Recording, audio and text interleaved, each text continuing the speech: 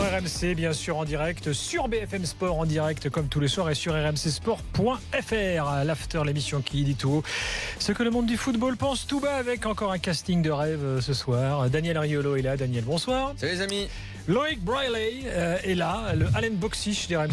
Salut Gilbert, qui est parmi nous. Ah, c'est vrai, c'est quand même. Ah ouais, c'est vrai. Voilà. T'as pas changé. Non, et voilà, comme Alain.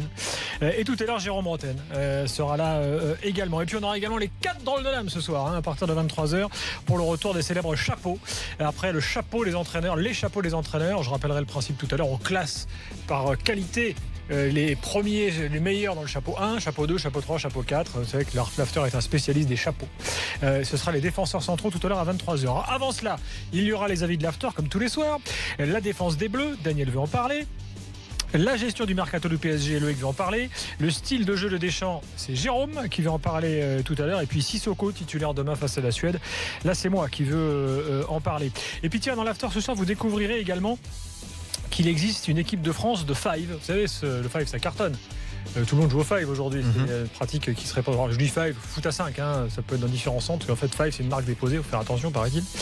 Il y a un Euro, il y a un mondial, et il y a une équipe de France. On aura le sélectionneur avec nous tout à l'heure. Et puis on continuera de faire le mercato de votre club au 32-16. Après Guingamp, Lyon, Bordeaux et Caen. Ce soir, on attend vos appels pour vous mettre dans la peau du directeur sportif de Saint-Etienne et de Toulouse. Donc 32-16 pour nous dire quel mercato vous voulez. Et évidemment, on vous évalue en tant que directeur sportif. On établit notre petit classement sur un petit jeu sympatoche qui marche bien depuis avant-hier. 32-16, hashtag RMC Live, bien sûr. Et puis en direct, ce soir, il y a de l'athlétisme, la Diamond League, avec la crème de l'athlé mondial. Ça se passe à Rome, avec François-Xavier de Châteaufort qui est parmi nous. Prochain rendez-vous avec Fix dans 2-3 minutes, avec une course. Est-ce que Fix est déjà là ? Bien sûr, je suis là. Salut Gilbert. Salut Fix. Ça va bien ? Annonce le programme, mon gars. Alors, dans quelques instants, tu l'as dit effectivement, le 110 mètres haies, 110 mètres haies, messieurs de folie, avec un Français, avec les Cadors, Garfield Darien, le Français, meilleur performeur français de la saison, qui a déjà couru en 13 secondes et 20 centièmes. Mais dans les autres couloirs, il y a de sacrés clients, notamment Alex Merit, qui détient le record du monde, Orlando Ortega, vice-champion olympique l'an passé à Rio, ou encore les 2 derniers champions du monde de la discipline, Schubenkopf en 2015 et David Oliver, l'américain, le déménageur, champion du monde en 2013. Je te fais grâce des autres couloirs, c'est un 110 mètres haies de folie que Garfield Darien va On voit essayer. des images de Vico là. Ouais. Vico, c'était tout à l'heure. Vico qui a terminé deuxième de son 100 mètres en 10 secondes et 5 centièmes. C'est pas mal. C'est pas mal, mais il était un petit peu déçu. Et même nous, on avait l'impression un peu de... on est en début de saison là. Ouais, mais il est déjà descendu sous les 10 secondes. Cette saison, il a fait ça. Eh oui, il a fait 9,97 aux interclubs. Donc c'était sa rentrée formidable. À Marseille, samedi dernier, 10,02. Là, 10,05. Et lui-même a reconnu qu'à la mi-course, il a un peu coincé. Il est parti un peu comme... disent les spécialistes en cycle arrière, et donc du coup il a perdu de précieux centièmes et notamment la victoire. Mais bon voilà, le 110 mètres se prépare. Oui, ils vont être présentés dans quelques instants et on vit la course dans quelques instants en direct. Ça marche, à tout à l'heure. Alors vous voyez les peluches sur le plateau de l'after ce soir. Alors notre célèbre Footix, toujours bel et bien présent. Non, en fait Loïc, je t'explique, on avait fait des gros plans. Donc là, toi tu nous ruines les gros plans. Merci Loïc. Il prend la peluche à la main lui, alors qu'elle a été positionnée au préalable. Et Daniel a reçu un petit cadeau. Oui, moi je ne suis pas venu seul ce soir, voilà, je l'ai enfin. C'est mon ami Bisounours. Alors je sais pas s'ils étaient plusieurs dans la famille, s'ils avaient un nom, mais c'est le Bisounours Ligue des Champions. T'as vu la Ligue des Champions dessinée sur le ventre. Et voilà, c'est certainement suite à notre débat. On me signale qu'il y avait beaucoup de bisounours dans le dessin animé. Oui, ils étaient voilà, moi j'ai le Bisounours Ligue des Champions qui est là maintenant avec moi, qui m'accompagnera sur le plateau, et il m'a été très gentiment envoyé d'Angleterre. Tu sais que nous avons des auditeurs partout dans le monde, et que je vais donner son nom, il s'appelle Yannick Azo, qui bosse à Londres, donc, qui a entendu le débat l'autre fois et qui lui aussi estime être un bisounours du foot comme moi, et qui m'a fait ce charmant petit cadeau. Voilà, Yannick Azo, qui à Londres, il rigole pas le gars, il est senior broker, à mon avis, il palpe de l'oseille. Je peux te dire que, à mon avis, il voit passer du bifton, lui. Allez, avant de parler mercato, on va aller donc à Rome pour le 110 mètres haies. Je précise que l'athlétisme, vous le savez désormais, ça se passe sur SFR Sport, la Diamond League, les épreuves françaises. Il y aura notamment le meeting de Charletti à la fin du mois de juin sur SFR Sport. Et puis, bien sûr, ce magazine déjà de référence, J'aime courir, tous les mois, qui vous êtes dans votre pratique du running. Fix. Garfield Darien dans quelques instants. Ouais, et au couloir numéro 8, le français Garfield Darien, donc un petit peu à l'extérieur des autres concurrents, qui va peut-être pouvoir se faire oublier, car à côté, notamment à sa gauche, et du très très sérieux, notamment au couloir 7, Ariès Mérite, qui détient le record du monde, 31 ans, champion olympique à Londres en 2012. Orlando Ortega au couloir numéro 6, l'Espagnol ex-cubain, vice-champion olympique l'an passé à Rio. Andrew Pozzi au couloir 5, le champion d'Europe en salle de cet hiver. Le Britannique qui va très très vite également, qui a déjà couru en 13-19 cette saison. Shubenkov, le champion du monde 2015 au couloir numéro 4. Au couloir numéro 3, David Oliver, autre champion du monde en 2013 cette fois-ci. Le fils de Michel Oliver. Et voilà, exactement aussi. Peut-être pourquoi pas, il ne ressemble pas trop en tout cas, parce qu'il est très très très baraqué. Et Darien, c'est le frère de Bruno Guerrier. 35 ans et toujours sur le circuit. David Oliver. Voilà, les concurrents sont présentés un à un.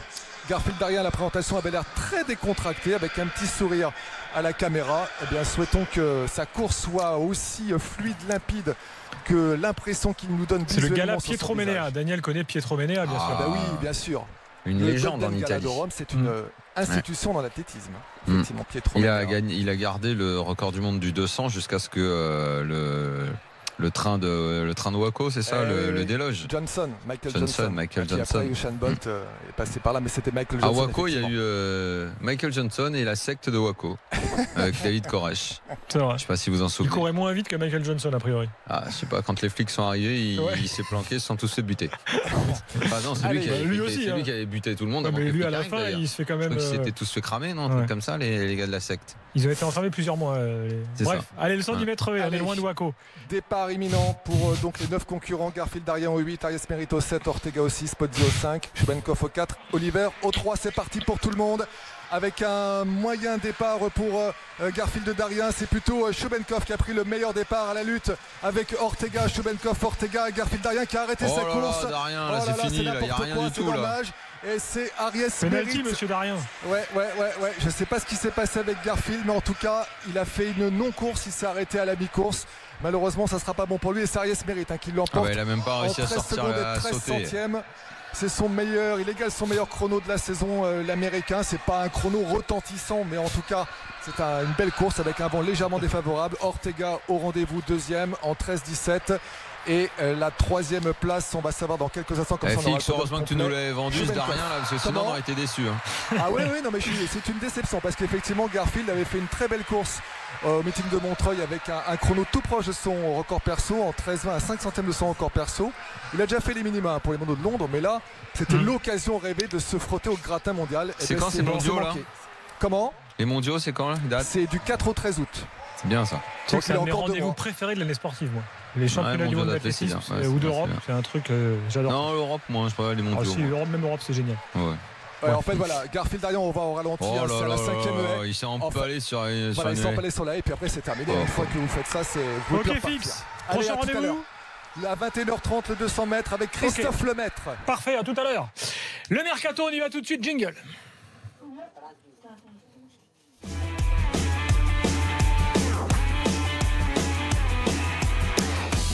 Mandanda, messieurs, Marseille continue de négocier pour Mandanda. Donc le dossier avance. Qu'est-ce qu'il y a à négocier? Ils lui disent tu veux venir, il vient, c'est tout. Bah oui, mais il y a un prix à payer. Combien ils veulent? On négocie le prix. Donc l'OM a transmis début de semaine une offre d'1 million d'euros à Crystal Palace. Ça paraît peu, 1 million d'euros. Je sais pas ce que vous en pensez. Un gardien de cet âge-là, non. Il a combien? Surtout un mec qui joue plus et qui joue pas là-bas. Bon, ouais. C'est déjà bien qu'ils aient une proposition, Crystal Palace. Sinon, ils continuent à cirer le banc là-bas. Mais il faudrait que ça se fasse vite quand même maintenant, comme ça, pour accélérer. Ouais. Bah, à côté Marseillais, oui, parce que Crystal Palace, ils veulent plus que le million. N'ouvre que demain officiellement, mais bon, pour faire ce dossier-là, c'est pas le plus compliqué. Enfin, je pense qu'ils essayent d'économiser là où, enfin, c'est des économies un peu de bout de chandelle, là, je pense, pour Marseillais sur ce dossier-là. Mais bon. On verra. Hein. Bon, à suivre. En tous les cas, c'est quand même bien parti. Qu'est-ce que j'ai encore? Ah oui, alors une idée, on en a parlé dans Team Dugas tout à l'heure, peut-être pour certains clubs français. Vous avez suivi ce qui s'est passé avec Diego Costa, qui, après le match de l'Espagne hier soir face à la Colombie, arrive en zone d'interview. On s'attendait à ce qu'il sorte les banalités habituelles qui servent à rien. Et lui, en fait, non, il a dit, bah voilà, écoutez, je vous le dis, Conte ne veut pas de moi. Donc, en gros, il faut que je me barre, je cherche un club. Voilà. Diego Costa quand même. Il s'est mis sur le marché. Voilà. Ils ont qu'à le prendre l'OM. Ouais, l'OM. Je pense que ça coûte un peu cher. Dans Team du moi, gars, tout à l'heure, Christophe en parlait pour le PSG. Ouais, moi je suis pas fan du profil du joueur, mais pour le PSG, c'est un concurrent direct à Cavani. Tu peux pas. Il n'y a pas de club. On va en reparler avec Loïc d'ailleurs. Ouais. Non, mais dans l'histoire de il faut une doublure, mais citez-moi un club où tu as 2 neufs, enfin où il y a 2 mecs de renommée mondiale à un même poste. Non, mais ça n'existe pas, ça. Je suis d'accord avec toi. T'as un remplaçant au Real. Le remplaçant de Benzema, c'est Morata, un mec qui a plutôt toujours été habitué à faire un peu doublure. C'est un très bon attaquant. Au Barça, Suarez. Morata, il n'a pas une gueule de doublure, Daniel. Il a une gueule de titulaire quand même. Il a une gueule de titulaire, ça dépend dans quel club. Sinon, il a plus. Dans un bon club européen. Non, mais il a souvent été doublure, Morata. Après, on peut trouver que c'est un super attaquant. Mais il se trouve que son destin a plus été ça. Ça l'a pas empêché d'être international, ça n'empêche pas d'avoir une très belle carrière. Je pense à City, t'as Agüero et Jésus, par exemple. Mais ça va être un souci. Mais ça va être un souci. Jésus, il est arrivé au mois de janvier. Il est arrivé au mois de janvier. Et Agüero parle déjà d'un éventuel départ. Je sais pas si les deux vont rester. Mais de toute façon, je pense pas que ce soit très bien de garder les. En tout cas, voilà pour Diego Costa. Grinta de Diego Costa, mais juste un cran en dessous quand même. C'est juste pas sur le poste de neuf qu'il en a besoin, parce que Cavani, il se trouve que. Il est parle de Marseille, mais et Lyon, si la Casette se barre. Non, mais c'est un salaire que les Français peuvent pas payer. Je sais pas. Ils peuvent pas payer, sachant qu'en plus, il peut prendre le pactole s'il se barre en Chine. Lyon, ils paieront jamais le salaire. Il n'y a pas moyen de payer un salaire anglais. Ouais. Voilà. T'as aussi Giroud Sanchez, me dit-on, qui.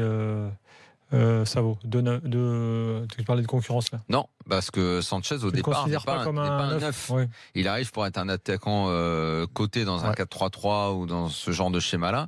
Il n'est pas neuf, il est neuf parce qu'on a décidé que Giroud pouvait éventuellement être remplaçant. Non. Et après, il peut devenir un neuf. Alors, par ailleurs, au niveau mercato, Conceição présenté à Porto aujourd'hui. Donc Bobo, ça y est, l'affaire est réglée. Oui, contrat de 2 ans, il a été présenté aujourd'hui. Ça y est, c'est fait. Il n'est plus là. Il n'y a pas d'avancée d'ailleurs à Saint-Etienne ou à Nantes aujourd'hui concernant les entraîneurs. Pas d'avancée à Saint-Etienne. Il a fermé la porte dans Team Dugas aujourd'hui. Voilà, non, attends. À Saint-Etienne. À Saint-Etienne. Mais il l'avait déjà fait. Oui, mais là, son nom était revenu encore ce matin dans la presse comme étant peut-être la surprise côté stéphanois. Il a dit. Je leur avais donné 1 semaine aux dirigeants des Verts. Il a été très franc, Antoine, là-dessus. Et ils sont pas revenus vers moi. Maintenant, la porte est fermée à triple tour. Niet, c'est terminé. Donc, voilà. Et Desplat, vous voulez pas l'entendre parler de toute façon. Voilà. Et à Saint-Etienne, non, celui qui tient encore toujours la corde, c'est Oscar Garcia. Ranieri, il a été dit qu'il a été recalé. Le gars de Guimarães, là, qui paraît-il est très bien. Lui, on en a parlé hier soir. Garcia en 1. Ranieri n'a pas été complètement recalé. Il est toujours dans la shortlist. Bon, voilà ce qu'on peut dire. Sans doute.